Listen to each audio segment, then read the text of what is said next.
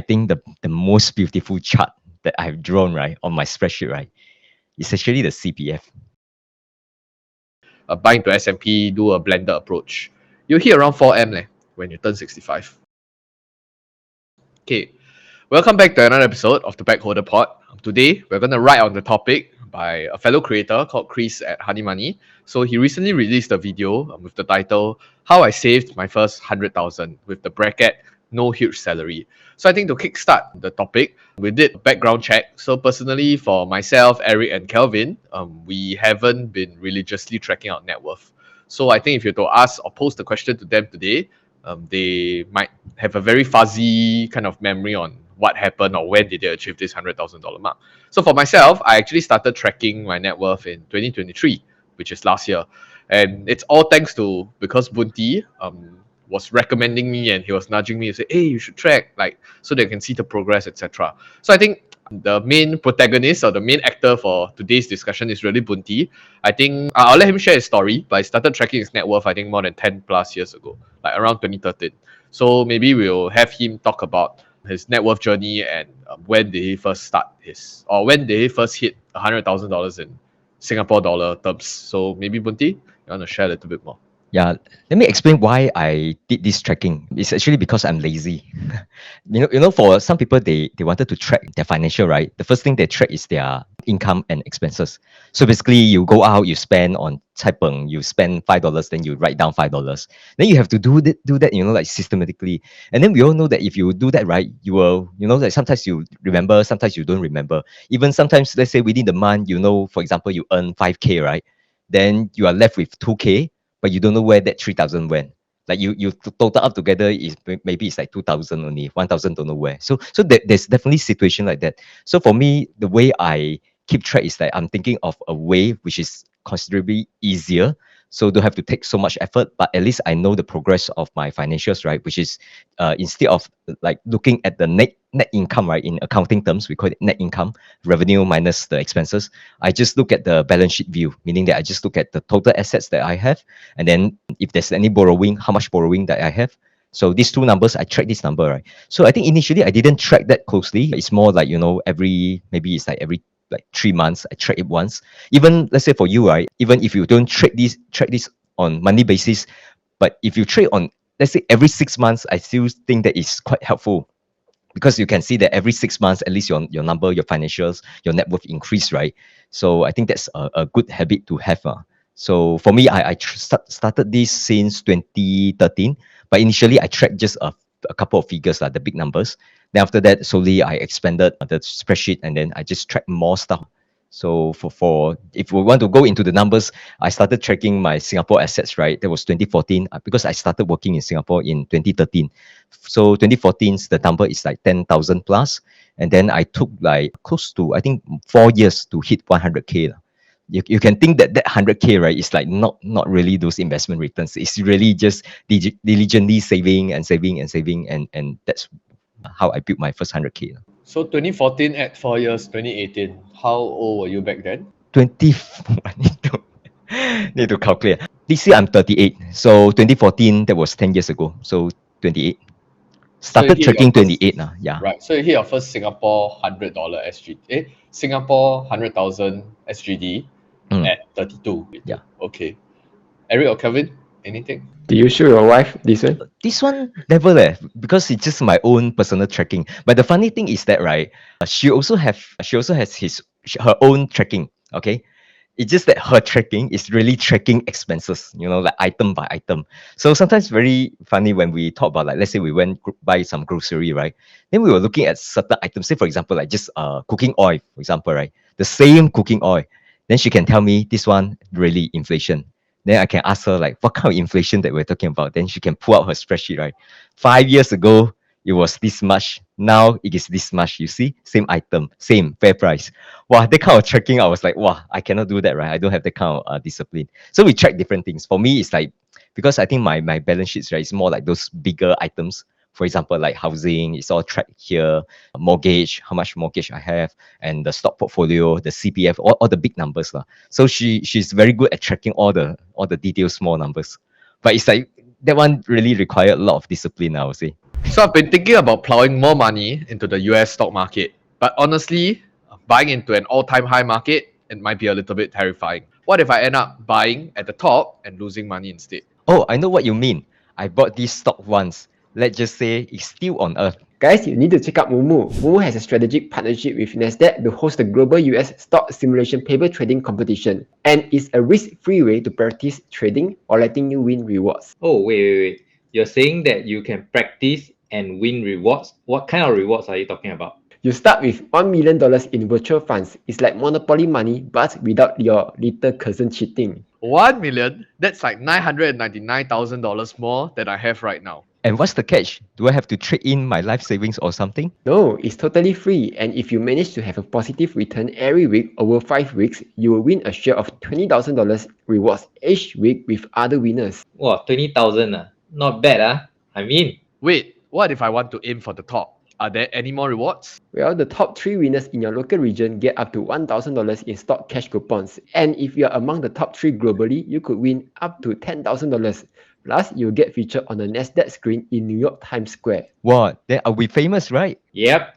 So if you register for this competition using our link below, you'll get a 1-month access to Nasdaq Total View market data worth $25.99, valid for 62 days. That's awesome. Are there any other sign-up rewards for new users to Moomoo? New users who sign up with our links will get up to $1,034 worth of welcome rewards. Plus, you will also get 0 commissions for Hong Kong stock trading for 30 days. Actually, personally, for myself, I am also initially before I met you and before you convinced me, I was also expenses tracking. Maybe not to the detail of your wife, but I generally will track, like I will tend to round up or round down. Meaning, let's say $8, I'll round up to 10, then say that this is my spending, and then 10. So I think we had a private conversation, I think, in our chat group, right? Eric that time was asking, like, what's your number? Basically, not your age but what's your number for financial independence? Every time they will talk about this, right? Then we use the idea of a 4% rule, and then you try to count back how much money you need. And then when I give Eric a number, Eric will say, why want to live like this so pathetic? Why want to just nice hit this number? But I think it's more like to tell myself that, okay, if I do a reverse engineering, and I showed Eric my numbers, meaning like January to that time when we had this conversation was like September, October. Okay, this was how much I spent in the last 9 months. And then I can pull out like 3 years ago, this was my spending, and this is my spending curve. I can roughly project out how much like so-called dividend income or passive income I need to so-called be financially independent. So that was my thought process. But then I came to realize that actually sometimes I also miss it, and it's very tiring sometimes to constantly be tracking. And there's a lot of one-off item that will make the graph not smooth. Sometimes you buy iPhone, this year you travel more, then those numbers get inflated a lot. So in a way, I think that was how I did it. But I think now I've been tracking my net worth in a way only when there are big fluctuations. So especially during the China boom, recently, yeah, I went to record down. I went to log into all the investment account, then I went to check so that I see that big up. And I'm not looking forward to the December count because it will come back down again. But anyway, that's a topic for another time. But yeah, Eric, your thoughts? Yeah, I think I am more like Boon Tee style, tracking the net worth, but I'm a lot more lazy. I don't do it every 3 months, maybe 6 months or 1 year. Yeah, so like sometimes when I'm free, I'll just look at it like, so this year, how is it different now? Same time last year, and then like I'll put it in my iPad lor. So I'll go through with my wife and then say, hey, okay, so this is how I was last year, this is how I am this year. Then I'll ask her for her inputs and everything. I think we both are at a stage where we don't track the individual expenses because we're already so tired already. You still want to track like the oil costs like $5. Last time cost $4. Then like, okay, so what, you're gonna change brand because they up $1?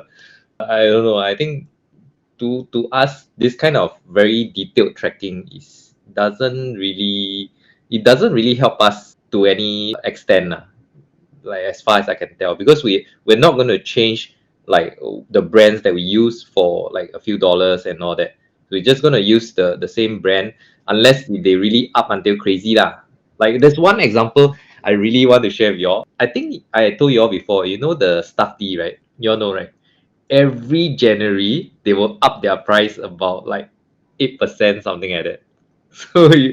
So I don't know why I have this unusual coincidence, right? Every start of the year, right, I will eat stuffed tea just at the start of the year. Then I'll exclaim to myself, wow, this went up another 8%.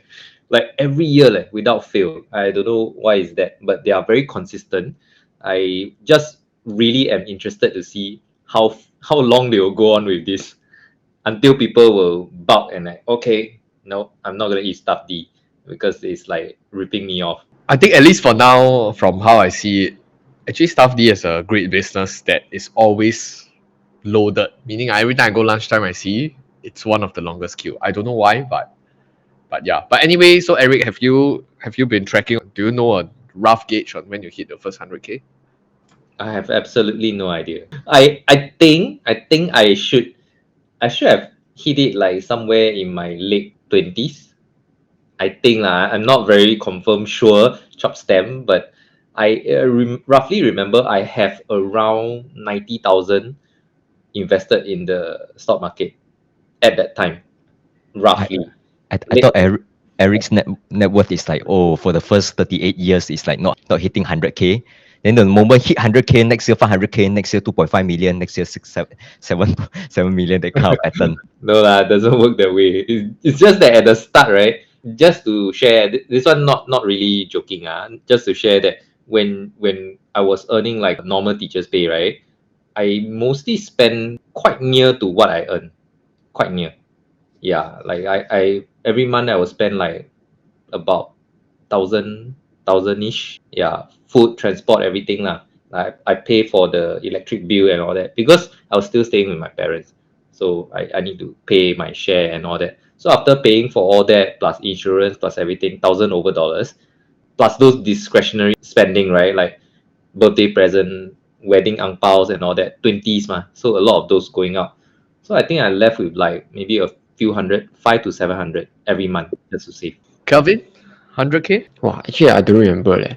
Because okay, so my story is right at the start, my salary was quite low. Okay, obviously not as low as Boon Tee lah, because Boon Tee started in Malaysia ma. For me, I started earning Sing dollar, but it's quite low as compared to my peers. They were earning like at least 3K plus, but I was earning like 2.7 for quite a while. I think at least 3 years, because I was at that company. Then the company don't want to help me apply for the PR. So they say you have to work here for I think 2 or 3 years before we can help you apply for PR. They're like, what kind of say? They have to work for them, sleep out for 3 years, 2 or 3 years. Then once I get the PR, I straight away I run. Then I jump job already. So I think so once I jumped, that was after 4 years later, 3 or 4 years later. Then my pay only started to go up to like 3+ K, low 3K. Then I was worked for another 5 years because quite new, so I thought I have to be loyal to the company, that kind of shit lah. So my pace was very low for the first 8 years. Then after that, I realized, then my company started to tow one by one. So I had to keep jumping. Then my pay keep going up after that. So until right before YouTube time, it was about 6K. But even then, my rental was quite high because I don't like the share room. So I was paying, in the earlier years, I was paying half of my income to rental. But the time I don't have CPF lah, so I get to save a bit of money. So I think it was near 30 years old. But I think it's later back than Boon Tee, but about 2-3 years lah. As for my tracking, I don't really track because all I need is just look at the bank statement to see how much money how much cash savings I have. Then look at my portfolio, see how much money I have lost, the leftover net worth after Tesla crash. Add those up together, that's my total net worth already. Oh, but now got one more is the company account. So that one have to pay quite a bit of corporate tax on it. So after that, that's my net worth. Yeah. Actually, I wanted to ask this, right? Because we have been chatting about 100K because I think this 100K, right, is kind of like a magic number, like everyone talk about it. So 100K is almost like, wow, this is a great milestone or something like that. So my questions to let's say Kelvin, right? What number that you think is like, like aspirational enough but also at the same time attainable? What number that you think is a good number that we should take as a goal, or maybe you think 100K is fine? Actually, for me, I even though I tell people, say, oh, you have to aim for 100K, aim for 1 million. For me, I look more to the income side. Okay, the reason I tell people that is because there is a goal, because their expense, some people expense are unusually high, so they go and buy condo. It's back to the condo thing again. So basically, their expense inflated. So they have to hit a certain milestone to say, oh, okay, I've saved this much amount of money. For me, I look at more to my income side because I know that I'm okay with saving money. So the expenses side is not an issue for me because my income can cover those expenses. Don't know if it makes sense or not. Yeah, basically my income is high enough to cover those expenses lah. I can be jobless for maybe 6 months. I'm still okay with that. So for me, I look at the income side because my income is, there's technically no ceiling to the income. But if you are working a full-time job, by right there's a ceiling to it lah. Let's say you are a professional, maybe I give you 15K, maybe 15K for profession is too low. Maybe 20 already passed it already. So maybe 20K in your entire lifetime. That's the max you can earn, that kind of thing. Not saying you can't earn more lah, basically, because your boss is pressing down your payment. So your entire lifetime you only earn this much if you're a full-time worker. But for me, my own goal is to keep raising my own income because it's going up. See, depending on how I earn my money. Yeah. Yeah. So you don't have a number, like a net worth goal that you think Let's is like, go. I don't know. It feels very arbitrary. I would just put 1 million. Okay, maybe 1 million I will hit next year or 2 years later. Yeah, okay, what next? So to me, I look more to the income side, not to the net worth side. Eric, Me? like what kind of number that you think people should aspire to achieve? Like is 100K enough? Basically my question. Or do you think like 100K, yeah, too little? Hit already, no feel. So should aim for higher number. But you aim for 10 million also, you tell people 10 million, people will say, oh, unless you gonna toto, it's not something that, for many people, right, at least it's like not that easily attainable. So what kind of number that you think is the right one to aim for? I really think that there's no right number. It really depends, right? It really depends on. No need to be political, right? It's not political, right? Like for me, I say it's a right number for me. Then for you, you'll be like, what? What kind of noob number is that? What's your number for Huh? you? For me, I net worth. Net worth, I think should aim for at least 2 mil. Aim. Is that possible for normal Singaporeans? Or average, average. Average, Singaporean, Define what's average. Define. 10K salary lah. Wait. Some- When you say aim for it, right? It's like it's not like short term one, right? It's like The entire life, your like 60 years old. work towards it, right? Yeah. Okay, so for average Singaporean, Basically, your students lah, people who took your chemistry tuition course, can they reach $2 million by 60 years old? my students definitely will exceed. Their generation is different from ours, to be honest. Like my generation will definitely exceed my parents' generation. My parents exceeded their parents because the value of money is becoming smaller. So definitely, if you talk about it, they are only like what 17, 18. By the time they come to my age, confirm exceed. In fact, their HDB is probably maybe more than that, worth more than that. So yeah, definitely, every Singaporean, if you are young now, early 20s, I think maybe it shouldn't be too much of an issue if, let's say, you graduate, should be able to hit at least 1 mil easily. Yeah, I'm not too sure what is the aspiration for most people, but I think 1 mil should be okay. Disposable net worth, because the housing, I think most people will get it already. Yeah, so that is my ability. Thank you. Then what about Chi Keng? Do you think 100K too I think little? why this 100K thing is so popular, right? Mainly got two reasons lah. Number one, this 100K usually is not a standalone number. It's by a certain age, and it became popular because it became 100K by 30. So why are people putting in this so-called milestone, right? I think it's similar to even when you talk about BTO project. Sometimes people buy BTO, right? They'll go down and they see your foundation lay already or not, whether they start stacking the house already or not. or whether is it near completion ready or not. I think that 100K milestone is kind of like a mental check-in that, okay, you just hit your first 6 digit. It's something significant compared to, let's say, a lot of people start out. If they're lucky, they're on a scholarship, they start out debt without debt. If they're lucky or privileged, they have their parents to pay off, then it's fine. But actually, most of the people that do graduate, I wouldn't say most lah, but I think I do know of friends that come in with negative net worth. So it takes time to pay it down. And then after going through that first 100K, then even investments, right? Once you hit the 6 figure mark, then you'll see your losses being substantial. Because if not, if you're playing 10, 20K, I think the losses, even if you blow everything, will be 10K, 20K. But I think if you are quite concentrated at 100K, you can see 10K losses in a day. So I think that's I guess it's a different appreciation in terms of the magnitude and the level that you are in terms of net worth. So that's number one. Then I think the second part really is, if you set, like, let's say Kelvin, he said set at 1 mil, right? So 1 mil, if you look at it from a median income perspective, let's say you earn 5,000, 3 to 5K lah. Let's say you just start out 3 to 5K. That's the average or the median pay. 1 year, your income will range between 40 to 60. 40 to 60, but of course you have expenses, you need to pay the bills, you need to give your parents money. So let's say you're very good, you can save half of the income. So let's say you can save between 20 to 30K. So 20 to 30K, at least 100K you can reach in 3 to 4 years, which is like what most of us did lah.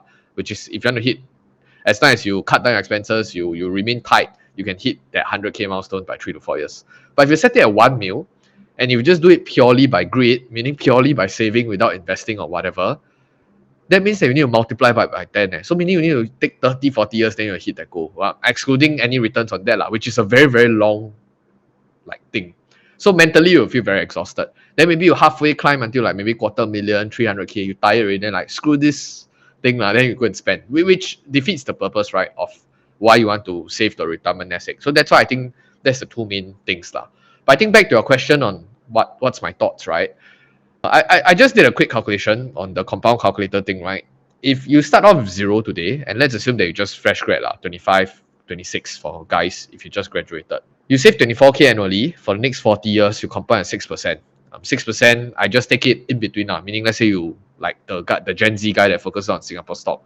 I think 5-6% on a dividend yield counter now, I think still can find, maybe a bit hard. Maybe you need to do a bit of timing the market and buy into S&P, do a blended approach. You hit around 4M when you turn 65. So like Eric said, the number will keep getting more and more inflated because inflation. But I would guess that a comfortable nest egg that you'll try to hit, at least when you are at my current stage or current age group, would probably be closer to 2 to 4M. If you start early and of course you save money, and I think 24K a year means that you save 2K a month or you invest 2K a month, which is around a 50% savings rate. Assume that you start at 4K salary. Is it hard? I think it's simple, but it's not easy meaning you need to cut back on really expenses, going to clubs, drinking. I have a friend that just went to drink one night. Want to guess per pax how much they spent? $100. Yeah, 100 lah. 200. Wow. Yeah, cheers. So I think it's just a lifestyle. It's a lifestyle choice that you need to actively partake in to what, which I think goes back to the inspiration, which is what Chris was sharing, right? So Chris was also saying that he acknowledges his privilege and saying that he lives under his parents' roof. He don't have a lot of expenses and he doesn't go a lot of all this entertainment things. That's why he 100K by 25, by the way. So on top of that, on top of his normal income, he went on to give tuition side gigs. He was trying out different things, and I guess that's the decision that you have to make I mean, it's all about trade-offs So it's a personal life decision. We're not saying that which is right or which is wrong. So yeah, I think that generally sums it up. Anything else? So is Boon Tee gonna show the graph? Yeah, Boon Tee. I think Boon Tee. So Boon Tee, right? For those of you who don't know, right, Boon Tee, I think is one of the biggest nerds that I know, right? Everything through Excel. Excel is his best friend, So how do I put it in the bad? It's not a bad thing, by the way. Meaning he's a very math. He's a very detailed oriented, and he's very skillful with Excel.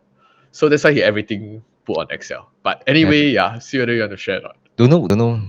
Nothing to share. I've give the numbers, right? So right. But I think actually over time, right, out of so many items that I track, right, the one that I think the most beautiful chart that I've drawn, right, on my spreadsheet, right, it's actually the CPF. Because CPF, for those who don't know, right, CPF, there's 3 different accounts, right? So you can move around your money, not to move around. One of the account is like one-way trip, right? You move from your OA to SA ordinary account to special account, then you cannot get back out, right? But for me, because my CPF, right? Okay, first thing is that it built out over time, and then second thing is when I bought my house, I also like draw money out, and then after that I return back, and then I put that into like SA or OA first, then transfer to SA. So if you track the separate account, separately, right? It looks like okay, sometimes this account built out and then becomes zero. The other account suddenly there's a big jump because I transfer in like one off, right? But when you sum up all 3 accounts, right? Because they go around that within that 3 accounts. So the totals, right? Actually, it just go up like exponentially because it's just the 4% return or 2.5% return. And then with the contributions, and contribution also kind of like quite stable increase, right? So and you track this over like 10 years period, right? It's seriously like beautiful compounding. This one maybe I can share it with Mr. Lu, can do a special episode on that. It will be fun, I think. Thanks. But anyway, yeah. Anything else? Any comments though on Chris being able to save 100K by 25? Maybe Kelvin want to go. Comment. You watched that video? I haven't. No, I think it's what I've been saying all along, but you have brought it out just now also. It's basically easy to hit 100K, but it also relies on your willpower. So when I see a lot of people complaining on forums, they say, oh, thank you government for making our life so hard. Then on the other hand, we have people hitting this so easily. Then I also went to see all those statistics, right? Only 10% of Singaporeans are living in poverty. And I'm quite sure those people aren't on the forums. They are busy working for money instead. So for people who have a lot of time, they are browsing the forum, complaining about all the government policy, expensive HDBs, all this kind of thing. The problem is your own self that you're not saving money, that you are spending $200 on drinks, go and upgrade to some expensive property that you don't even need. So you have to look at yourself what do you really want in life? Because all this money thing that you have bought, it won't last you your entire life. Probably on your deathbed, you will only think about how much time I've spent with my loved ones. So if you are spending all the time looking at your boss, looking at your colleagues just to earn this money, which you have spent it, which you might not have even enjoyed the whole process in the first place. That's a great conclusion to this entire discussion.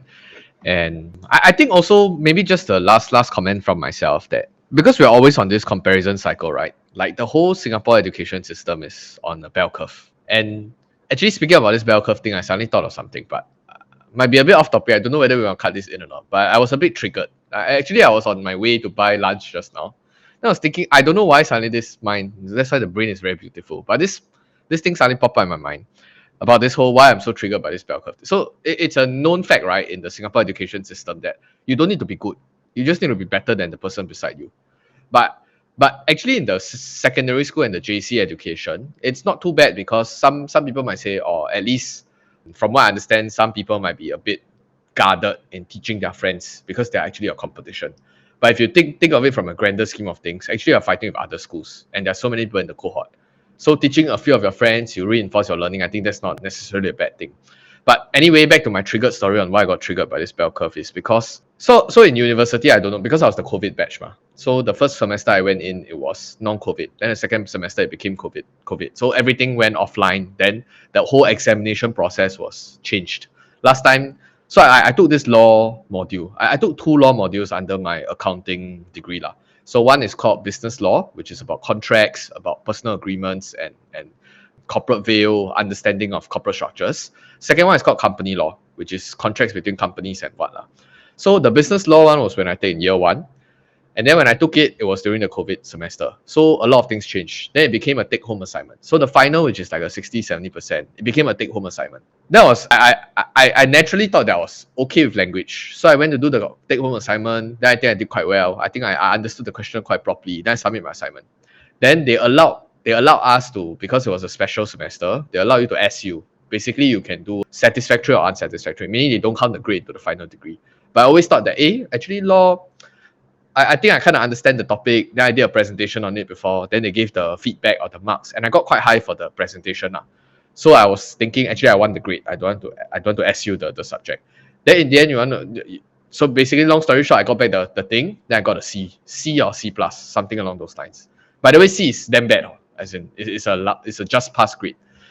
Then I asked around, hey, what happened? Why can't C? Then I realized that, oh, you know what people do? People went to leverage on seniors. They leverage on people that are actually in their law careers, and they help them write their final assignment because it's a take-home assignment, and then they just submit. So that's why everybody become significantly better, and then my grade, because I'm not a law student and I don't have any law background, so I got screwed. Then fast forward to last year when I took the company law, and I got A minus because it was a written assignment that everybody knew to go into the school and write the thing.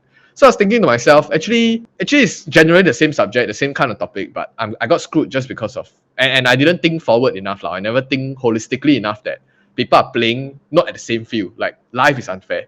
So my conclusion back to the point, or what was my takeaway, was that actually life is unfair. Everybody is leveraged or endowed with different resources. So no point trying to keep benchmarking yourself against other people. Because I feel like in a school environment, no choice, because you only have that 1,000 plus people in your cohort, at least in uni. So my grades were definitely benchmarked against those 1,000 people. But I think in life, like when you're playing life now, I think I wanted to echo what Kelvin always say. For those of you who are based in Singapore or even some of these developed countries watching all around the globe, right? You already won the lottery, like the life lottery, that you're not fighting a war, you're not in famine, you're not in between being scheduled to go into the battlefield next. You don't have parents that are in unique circumstances. So all those you should really count your blessing. No point trying to keep benchmarking like, wow, Chris 100K by 25. I want my kid next time 18 years old 100K. No point. I think that's a very meaningless run and a meaningless rat race. But long story short, no point trying to compare. But at the same time, I think it's more important to get clear on what you want to do. And if you think that paying $200 for a drink for a night that you really enjoy is good, then I think it's good for you. Like none of us can judge. And just know that I guess people around here, or at least on this panel, we are probably more on the thriftier end, maybe excluding Eric. But from how I understand Boon Tee and Kelvin, they're on the thriftier end. So don't try to bench against them and say, oh, Boon Tee 28, 100K. I feel very lousy and bad because I only hit it at 35 or something. Yeah, that's generally my point. If no one else has anything else to add, then we'll end off this topic. Okay, and we'll see you guys in the next episode. Goodbye.